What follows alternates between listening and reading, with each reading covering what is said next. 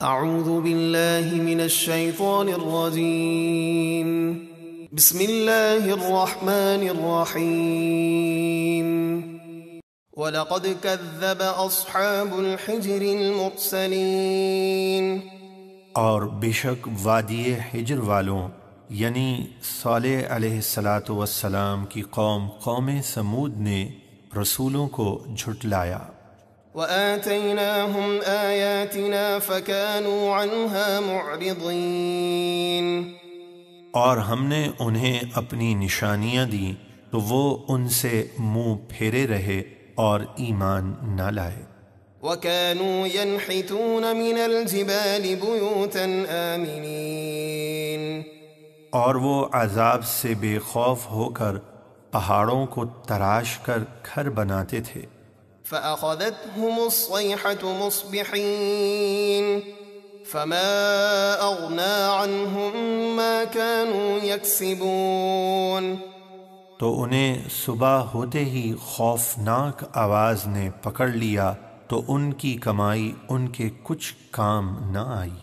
وَمَا خَلَقْنَا السَّمَاوَاتِ وَالْأَرْضَ وَمَا بَيْنَهُمَا إِلَّا بِالْحَقِّ وَإِنَّ السَّاعَةَ لَآتِيَةٌ فَاصْفَحِ الصَّفْحَ الْجَمِيلَ، اور ہم نے آسمان اور زمین اور جو کچھ ان کے درمیان ہے بیکار نہ بنایا، اور بے شک قیامت آنے والی ہے، ہر ایک کو اس کی کمائی کا بدلہ ملے گا، تو آپ اچھی طرح درگزر کیجئے۔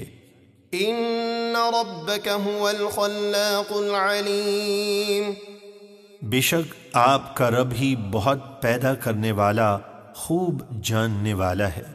وَلَقَدْ آتَيْنَاكَ سَبْعًا مِّنَ الْمَثَانِي وَالْقُرْآنَ الْعَظِيمَ، اور بے شک ہم نے آپ کو نماز میں بار بار پڑھی جانے والی سورہ فاتحہ کی 7 آیتیں اور عظمت والا قرآن عطا کیا۔ لا تمدن عينيك إلى ما متعنا به أزواجا منهم ولا تحزن عليهم واخفض جناحك للمؤمنين، ہم نے مختلف قسم کے کافروں کو جو کچھ مال و دولت دنیا میں فائدہ اٹھانے کے لیے دے رکھا ہے، آپ اس کی طرف آنکھ اٹھا کر بھی نہ دیکھیے گا۔ اس آیت کی تفسیر میں حدیث پاک ہے، یعنی اے سید عالم صلی اللہ علیہ وسلم، ہم نے آپ کو ایسی نعمتیں عطا فرمائی ہیں جن کے سامنے دنیاوی نعمتیں حقیر ہیں، تو آپ دنیا کے ساز و سامان سے بے نیاز رہیں۔ حدیث شریف میں ہے، سید عالم صلی اللہ علیہ وسلم نے ارشاد فرمایا، وہ ہم میں سے نہیں جو قرآن کی بدولت ہر چیز سے بے نیاز نہ ہو گیا ہو، یعنی قرآن ایسی نعمت ہے جس کے سامنے دنیاوی نعمتیں کچھ بھی نہیں، اور آپ ان کے کفر پر غمگین نہ ہوں اور مسلمانوں کو اپنے رحمت بھرے بازو میں لے لیجئے اور ان پر لطف و کرم فرمائیے۔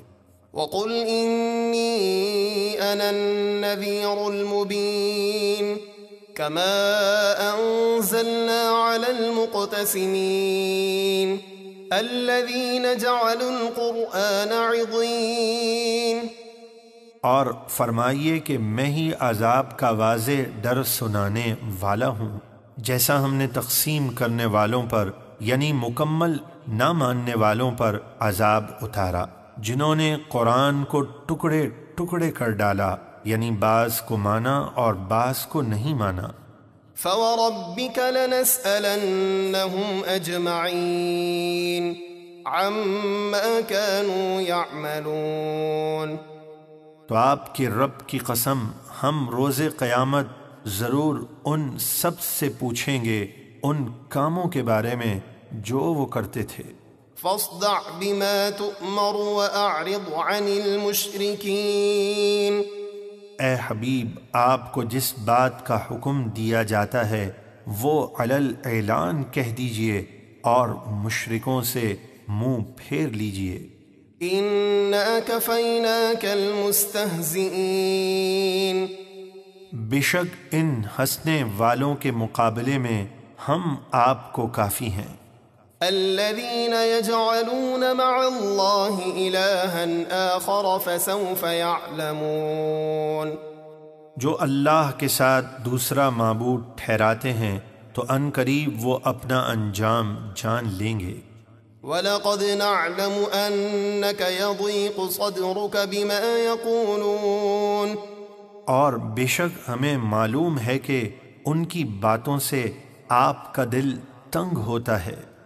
فَسَبِّحْ بِحَمْدِ رَبِّكَ وَكُن مِّنَ السَّاجِدِينَ وَاعْبُدْ رَبَّكَ حَتَّى يَأْتِيَكَ الْيَقِينُ۔ تو آپ اپنے رب کی حمد کے ساتھ اس کی پاکی بیان کیجئے اور سجدہ کرنے والوں میں سے ہو جائیے اور مرتے دم تک اپنے رب کی عبادت کرتے رہیے۔